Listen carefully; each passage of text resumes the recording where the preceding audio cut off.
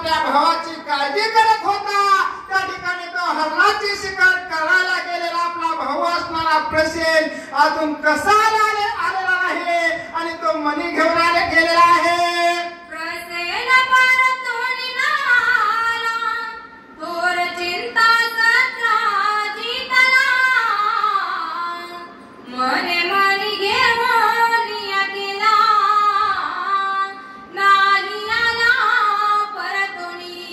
सत्राजिताला आपल्या भावाची प्रसेनाची अतिशय काळजी वाटू लागलेला आहे. आपला भाऊ असणारा सकाळी तो असणारा मणी सोमंतपणे घेऊन अरण्यामध्ये शिकारीला गेलेला आहे परंतु तो परत काय येत नाही म्हणून तो चिंता करू लागलेला आहे.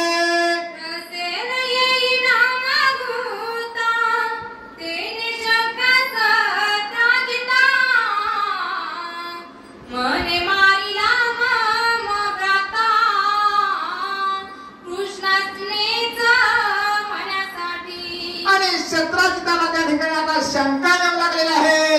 ज्यावेळी सत्राजित असणारा कृष्ण भेटीला गेलता त्यावेळी त्या ठिकाणी सत्राजीला कृष्ण भगवंतांनी सांगितलं हा मणी असणारा तुझ्याकडे ठेवू नको. त्या ठिकाणी असणारे उग्रसेन असणारे अतिशय पराक्रमी आहेत आणि हा मणी सांभाळण्यास हे योग्य आहे म्हणून हा मणी असणारा तू उग्रसेनाजवळ ठेवू असं कृष्ण भगवंत त्या ठिकाणी सत्राजिताला बोलले होते. हे सत्राजिताला आठवलं आणि त्या ठिकाणी आता सत्राजिताला काय वाटू लागलेलं आहे. श्री कृष्ण सर्वत्र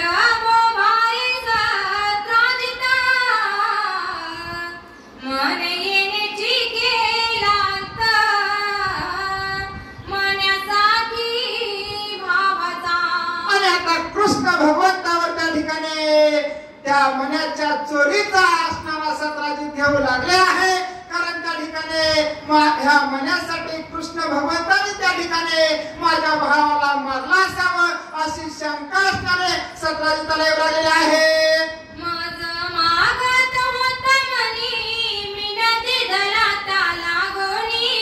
हरे हरे म्हणून बंधुवादीला कानाने कृष्ण करणी नकळे. आणि कृष्ण भगवंत असणारे या मनाला त्या ठिकाणी मागत होते परंतु मी त्यांना दिला नाही म्हणून त्यांनी माझ्या भावाला मारून हा मणी घेतला असावा असा चोरीचा असणारा सत्राजित असणारा कृष्ण भगवंताला घेऊ लागलेला आहे.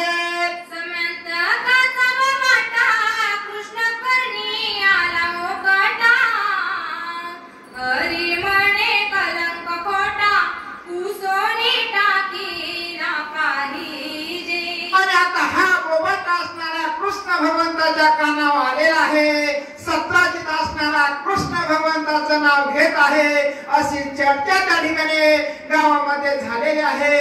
आपल्यावरचा कलंक असणारा आपण पुसून टाकला पाहिजे असा विचार असणारे कृष्ण भगवंत मनामध्ये करत आहेत.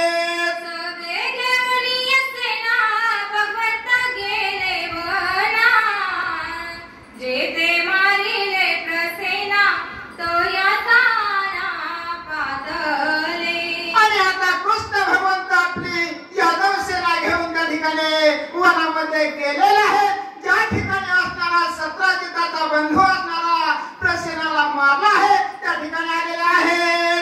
प्रसेनजिताचे म्हणे तया लागी खाती किडे ते कोणिया पुढे माग काढीत चालिले.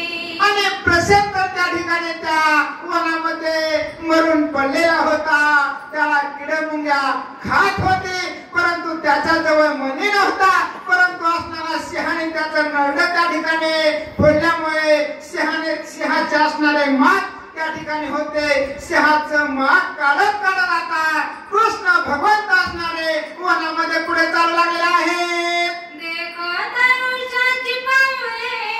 कृष्ण श्री कृष्ण तया मागे गेले पुढे भयानक विवरते किले काळ मुखा सारिके. आणि पुढे गेल्यानंतर सिंह देखील त्या ठिकाणी मरून पडलेला होता. त्याच्याजवळ सुद्धा हा समंतक मणी नव्हता.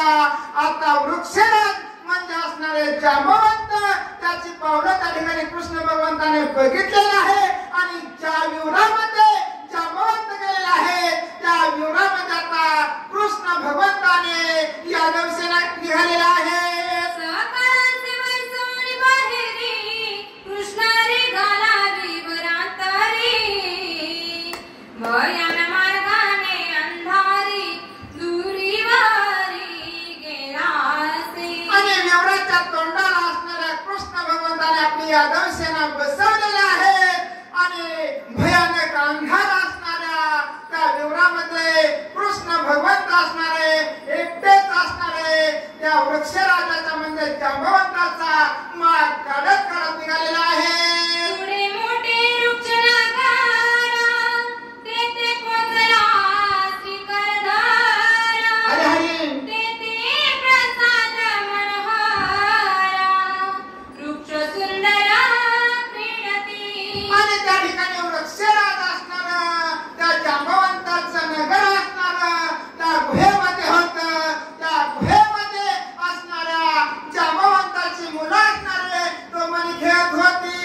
वृक्ष कन्याने दुहिता तेथे देखील क्रीडता. एक वृक्ष बालक सर्वता समंतक खेळता देखिला.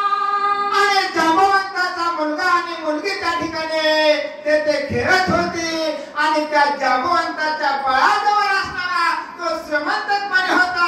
हा कृष्ण भगवंताने पाहिलेला आहे. दयाजवळील पाणी घ्यावं लागेल चक्रपाणी. त्याची अचानक देखणी वृक्षिणी मनी भयभीता. आणि तो मनी असणारा कृष्ण भगवंत घेण्यासाठी पुढे गेलेला आहे परंतु जांबवंताचे बायकोने ते बघितलेलं आहे ते अचानक दचकलेले आहे. त्या भयारणात अंतःगृहा गेल्या धावत. जेथे निद्रिस्त जांबवंत दयास्थानी पातळ्या. आणि ते जांबवंताची पत्नी असणारे अतिशय घाबरलेले आहे आणि आपले पती म्हणजे जांबवंत असणारे आपल्या खोलीमध्ये झोपलेले होते व त्या ठिकाणी आपल्या पतीला उठवण्यासाठी गेलेले आहे. वृक्षिणींनी आक्रंदोनी जागृत केला तक्षणी. वृक्षपती आला धावोनी कृष्णाकडे ते धावा. आणि त्या ठिकाणी जांबवंताच्या पत्नीने कारवा केलेला आहे. जांबवंत उठलेला आहे आणि कृष्ण भगवंताकडे आलेला आहे. विवाह दुःख रूपा कैसा परी लावावा. इकडे इथे नाही आलेल्या पानं इकडे बघायची गॅस मारले गॅस मारले अंधार